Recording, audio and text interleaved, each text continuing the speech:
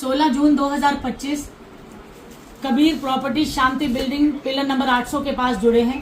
हमारे मित्र बबलू जी के ऑफिस से हम लोग लाइव चल रहे हैं इस समस्या को लेकर, और वो समस्या है दिल्ली ट्रांसपोर्ट कॉरपोरेशन के रिटायर्ड कर्मचारियों की पेंशन। उनकी पेंशन बहाली का ये मुद्दा जो है वो नासूर हो चुका मुद्दा है। ये एक ऐसा दर्द है जिसके लिए इन डीटीसी कर्मचारियों को कंटिन्यू भुगतान करना पड़ रहा है। 2 वक्त की रोटी के लिए मोहताज ये कर्मचारी एकजुट हुए हैं। आप एक बार देख सकते हैं कि कितने कर्मचारी मेरे साथ जुड़े हैं, और ये कर्मचारी बेचारे अपनी पेंशन की बहाली को चाहते हैं। ये चाहते हैं कि हमारा जो अधिकार है वो हमें मिले, हमें जीते जी 2 वक्त की रोटी मिले, हमें मेडिकल कैशलेस मिले, और हमारा जो एरियर का पैसा फंसा हुआ है वो मिले। अब ये क्यों नहीं मिल पा रहा, इसका सबसे बड़ा कारण मैं कई बार बता चुकी हूँ, बार बार बताऊंगी और हर बार कहूंगी, वो सिर्फ और सिर्फ भ्रष्टाचार है, डिपार्टमेंट की खामियां हैं, यानी कॉरपोरेशन की विभाग की गलतियां हैं, भ्रष्ट अधिकारियों की कमियां हैं और भ्रष्ट नेताओं की वजह से है। सरकारी जैसा कि आपने अभी थोड़े दिन पहले हमारे चैनल के माध्यम से दिखाया था, आप दिल्ली की जो मुख्यमंत्री जी हैं रेखा गुप्ता जी, उनसे आप मिलकर आई थी और इन लोगों की भी आपने मुलाकात कराई थी। वहाँ पे आपको सीएम ने आश्वासन भी दिया था, उस आश्वासन का क्या हुआ? कितनी अच्छी बात आपने बोली, और याद भी रखा है कि 27 मई 2025 को हम कुछ कर्मचारियों को लेकर मुख्यमंत्री निवास पे गए थे। वो सोमवार, बुधवार और शुक्रवार को मिलती है, तो हमने बुधवार को टाइम निकाला और 8 बजे सुबह हम वहाँ पहुँच गए। मुख्यमंत्री साहब ने हमारे से बहुत अच्छी मुलाकात की और बड़े अच्छे से मेरा नाम भी नोट किया, नंबर नोट किया। मैंने जो लिस्ट दी थी कर्मचारियों की वो भी उन्होंने देखी, और जो मैंने रिप्रेजेंटेशन भेजी थी उसमें क्लियर लिखा था कि ये धोखाधड़ी का शिकार कर्मचारी हैं, ये वीआरएस लेकर रिटायर हुए कर्मचारी हैं, इनको इनकी पेंशन दे दी जाए। मुख्यमंत्री साहब ने मेरा नाम और डिटेल नोट करने के बाद मुझे कहा कि हम आपको सचिवालय में बुलाएंगे, आप हमारे फोन का इंतजार कीजिए, आपके पास कॉल आएगी। क्या आपके पास कॉल आया या आपको सचिवालय में बुलाया गया? वही मैं बताना चाह रही हूँ मैम कि 10 दिन वेट किया मैंने।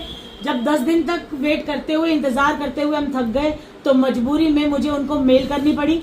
मेल किया, मैंने उनको याद दिलाया कि हम आपको आपके निवास पे मिले थे और आप इन कर्मचारियों की पेंशन बहाली के लिए काम करना चाहती हैं, तो कृपया आप हमें बुलाइए। लेकिन उनका एक ऑटोमेटिक फॉरवर्ड मैसेज मेरे पास आता है जिसमें ये कहा जाता है कि मुख्यमंत्री साहब का शेड्यूल बहुत बिजी जा रहा है, अभी वो इस मुद्दे पर बातचीत नहीं कर पाएंगी, तो आपको फर्दर दोबारा आपको मेल करनी होगी और जैसे समय मिलेगा मुख्यमंत्री को हम आपको बताएंगे। तो वो समय अभी तक नहीं आया, और आज 27 मई को गुजरे हुए भी करीब 18-19 दिन हो गए हैं। मजबूरी में हमें आज सड़क पे उतरना पड़ा। कबीर प्रॉपर्टी के जो मालिक हैं उन्होंने हमारा सहारा बने, वो साथ दिया, हमें बात करने की, बैठने की जगह दी, और मजबूरी में हमें आप लोगों के सामने आकर मीडिया के माध्यम से इन बुजुर्ग कर्मचारियों का दर्द आप तक पहुंचाना पड़ा। जी सर, यूजे न्यूज में आपका स्वागत है। अपने बारे में बताएं सर, जनता जानना चाहिए। जी मैम, हम तो यही चाहते हैं कि ये बुजुर्ग परेशान हो रहे हैं, इनका जल्द से जल्द इनकी समस्या का निवारण किया जाए। जी, कितनी परेशान जनता है यहाँ पर, जो है कई काफी बुजुर्ग ऐसे हैं जो अपनी सेहत से सही नहीं है, लेकिन फिर भी वो बेचारे इस आश्वासन में चल के आ रहे हैं कि सरकार उनकी इस गुहार को सुनेगी। आपको क्या लगता है कि सरकार के पास कितनी दर्दनाक इनकी आवाज जाएगी जो वो इनकी दर्द को समझे? जी बिल्कुल, सरकार अच्छी है और हम भी आशा करते हैं कि सरकार जल्दी से जल्दी इनको इनका हक दिया जाए। सर, कहने क्या मतलब है, जब सरकार आती है या आने वाली होती है या आ गई होती है, तो वो जो बड़े बड़े वादे, बड़े बड़े आश्वासन होते हैं वो बड़े अच्छे लगते हैं, लेकिन जब वो आश्वासन और वादे पूरे नहीं होते हैं तो उनका बड़ा दुख होता है। और उस दुख का एग्जाम्पल आप यहाँ खड़े, ये इतने बड़े बुजुर्ग जो यहाँ मौजूद है, आप देख सकते हैं, जीता जागता सबूत। उसके लिए आप क्या कहना चाहेंगे? उसके लिए तो हम बस दरखास्त ही करते हैं मोदी साहब से कि भी इनकी समस्याओं को जल्दी से जल्दी निपटारा किया जाए। काफी बुजुर्ग हैं, बहुत ज्यादा परेशान हैं, और कई तो चलने में भी असमर्थ है, लेकिन फिर भी ये यहाँ पे आए हैं।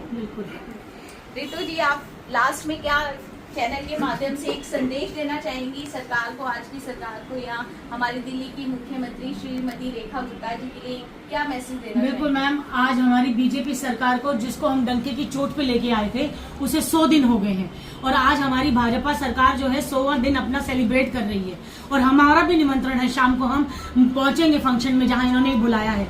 लेकिन आज 100वें दिन के बावजूद भी दिल्ली सरकार हमें सिर्फ आश्वासन पे आश्वासन दिए जा रही है और पेंशन अभी तक हमारे खातों में, हमारे कर्मचारियों के खातों में नहीं आई है।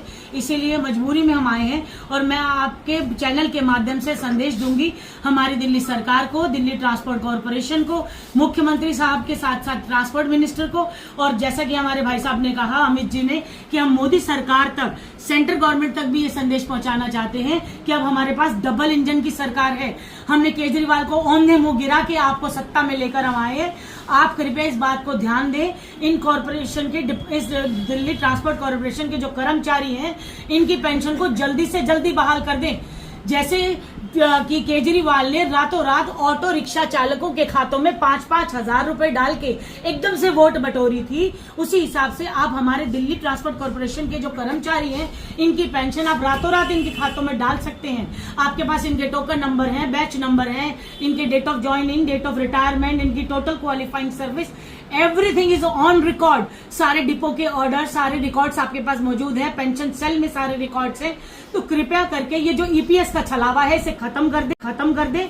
दिल्ली ट्रांसपोर्ट कॉरपोरेशन के कर्मचारियों को दिल्ली ट्रांसपोर्ट की पेंशन, डीटीसी की पेंशन मिलनी चाहिए। इसी के वो अधिकारी है और ये दिल्ली सरकार उन्हें दे। मैम जी, तो जैसे कि आपने देखा यहाँ पे जो लोग हैं कितने अपने दर्द से जो जूझ रहे हैं, और रितु मुंजारी जो लगातार इनकी परेशानियों में इनके साथ खड़ी है और सरकार से गुहार लगा रही है कि इनको इनका जो हक है वो दिया जाए। तो हम अपने चैनल के माध्यम से सरकार से एक रिक्वेस्ट करेंगे, गुजारिश करना चाहेंगे। जी, आज यहाँ आप किस मुद्दे से आए हैं? हम तो डीटीसी के रूट कर्मचारी हैं और हम अपना पेंशन का हक मांगने के लिए यहाँ सारे इकट्ठे हुए हैं। और अभी पीछे रेखा गुप्ता जी से भी मिले, उसके बाद पंकज जी से भी मिले जो ट्रांसपोर्ट मिनिस्टर हैं, उसके बाद अभी 12 जून को आशीष सूद जी से भी मिले। सबने आश्वासन दिया और ये आश्वासन तो सारी गवर्नमेंट देती रही है। कितने समय से ये आश्वासन चले आ रहे, बताएंगे जरा? 1992 से चला रहा, 1992 से इसी तरीके से आश्वासन पे आश्वासन। कांग्रेस भी आई, केजरीवाल जी भी आए। केजरीवाल जी तो इतने ही निकम्मे थे, मुंह पे कहता हूँ कि सारे बुजुर्गों को गेट से मिलने तक के लिए नहीं आए। इतनी बेइज्जती हमारे बुजुर्गों की है उसने कि पूछिए मत। अब उसको बुजुर्गी का जो हमारे साथ बेइंसाफी की, उसका भुगतान किया उसने और आगे भी करेगा। अब आगे की दूसरी पार्टी को लेकर क्या कह सकता हूँ, लेकिन मैं इन सब भाइयों से प्रार्थना करता हूँ कि कोई सी भी पार्टी दावे के साथ कहता हूँ कि आपको पेंशन नहीं दे सकती। ब्लड मेरा निकाल लीजिए और लिख लीजिए अपने पेनों से कि अगर पेंशन मिली तो कोर्ट से ही मिलेगी, और हमारे यहाँ पे कोर्ट के अलावा और कुछ नहीं है। और यहाँ तक है कि हमारे हिंदुस्तानी की कोर्ट भी बड़ी भ्रष्ट है, इसमें कोई नहीं। इंदिरा गांधी मरी, 4 साल के बाद उसके कातिल को फांसी दी गई थी। कसाब ने, जिसने सरेआम ताज होटल के अंदर संग्रहार किया, उसके बाद उसको भी पालते रहे और वो बिरयानी की डिमांड करता है, उसे बिरयानी खिलाते रहे।